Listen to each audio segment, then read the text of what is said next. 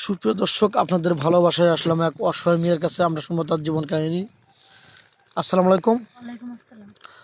আপু কেমন আছো? এই তো ভালো আছি। আপনারা কেমন আছেন? আল্লাহ তালা খুব ভালো লাগছে। যাই হোক, তোমার নামটা আরেকবার বলো প্লিজ। আমার নাম আয়শা আক্তার। আয়শা আক্তার। Home district? কুমিল্লা চাঁদপুর। কুমিল্লা চাঁদপুর। তোমার ফ্যামিলিতে কে কে আছে আরেকবার দর্শক বিন্দু জানতে চায়। আমার ফ্যামিলি বলতে তেমন কেউ নাই। চাচা চাচির কাছে ছোটো থাকতে বড় হয়েছি। তো এখন মানে বিয়ে করার জন্য এখানে আসা।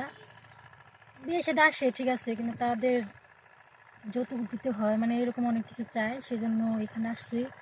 যদি কোনো ভালো মনের মানুষ থাকে, আমাকে পছন্দ করে, তাহলে অবশ্যই যোগাযোগ করলে আমি তাকে বিয়ে করবো। ও, বুঝতে পেরেছি। এখন তুমি চাচ্ছ যে ভালো একটা মানুষের দরকার, যেহেতু বাবা মা নেই। জি। আর তুমি তো বেড়ে উঠছো অন্য জায়গায়। তোমার বাপ মা তো ছোটোবেলায় মারা গেছে না? হ্যাঁ। তাহলে তো কষ্ট করে বড় হয়েছো। তুমি চাচ্ছ যে পরের উপরে আর কতদিন থাকবো। নিজের কাছে এখন খারাপ লাগে, যেহেতু বড় হয়েছো না। এখন একটা ভালো একটা মনে মানুষ পেলে তার সাথে তুমি ঘর বাঁধতে চাও, এই তো জীবন সঙ্গে সারা জীবন থাকতে চাও। তো যাই হোক, তুমি অনেক সুন্দর বা অল্প বয়স, এখন তুমি বিয়ে শাদী করবে। কোনো প্রবাসী ভাই যদি তোমাকে বিয়ে করতে চায়, তার দাঁড়িয়ে আছে, বা বয়স হয়তো কম, 30, 35, 40, কিন্তু তার দাঁড়িয়ে আছে, তোমার কি চলবে? দাঁড়িয়েলা ছেলে চলবে? বয়স হোক তাতে সমস্যা নাই, যদি দেখা যাচ্ছে মন ভালো হয়, এটাই হচ্ছে সবচেয়ে বড় কথা। তো আচ্ছা। হ্যাঁ, অনেক সুন্দর সুন্দর মানুষ আছে যাদের সংসার টিকে না, কিন্তু আমার সুন্দর মানুষ চাই না। যদি মনটা অনেক ভালো হয়, আমার সুখ দুঃখে পাশে থাকবে, সারা জীবন তার সাথে কাটিয়ে দিতে চাই, সেরকম একটা মানুষ হলে অবশ্যই যোগাযোগ করবো আপনাদের সাথে, তাহলে আমি তাকে বিয়ে করবো। বুঝতে পারছি, অনেক সুন্দর কথা বলছো। তো যাই হোক, তুমি কি রান্না করতে ভালোবাসো? আমি মোটামুটি সবই রান্না করতে পারি। মানে একটা সংসার যা ছোটোখাটো একটা ফ্যামিলি প্যাকেজে যা তুমি কাম কাজ করে বা সংসারটা চালিয়ে নিতে পারবে, এটাই তো। হ্যাঁ হ্যাঁ, পারবো। এখন কি তোমার কি যৌথ ফ্যামিলি ভালো লাগে না সিঙ্গেল ফ্যামিলি ভালো লাগে? যৌথ ফ্যামিলি ভালো লাগে। এমনটা কেন, একটু বলো তো। এমনটা হচ্ছে, যেমন দেখা যাচ্ছে ছোটো থাকতেই তো চাচাইছি, মানে গ্রামে বড় হয়েছি।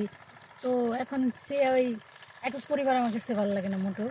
তো সেই হিসাবে যৌথ ফ্যামিলি হলে বেশি ভালো লাগবে। তোমার একাকিত্ব ভালো লাগে না, সবাইকে নিয়ে তুমি বাঁচতে চাও, এই তো।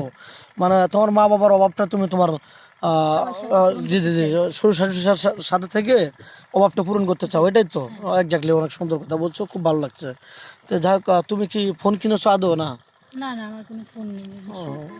যাই হোক, এখন তুমি যাদের মধ্যে আছো তারা কি করেন?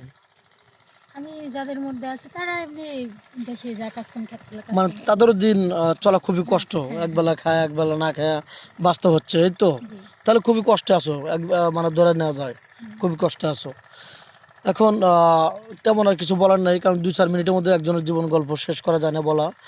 তোমার জীবনে কি এমন ঘটনা ঘটেছে যে তোমাকে বিয়ে করতে আসছে, বিয়ে হবে হবে আর ভিতরে বিয়ে ভেঙে গেল যৌতুকের জন্য?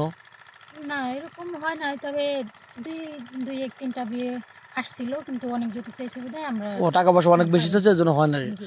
যাক, তোমার এই স্কুল জীবনে তোমাকে কেউ প্রেম করতে চায়নি, জীবনে কি ভালোবাসা করছো? হ্যাঁ, প্রেম করতে চাইছে, কিন্তু আমি চাই নাই, কারণ দেখা গেছে আমি চাচাচির মধ্যে বড় হয়েছি, যদি তারা জানতে পারে তারা কষ্ট পাবে। তারপর দেখা গেছে যে আমারও তো এমনও হতে পারে যে আমার বের করে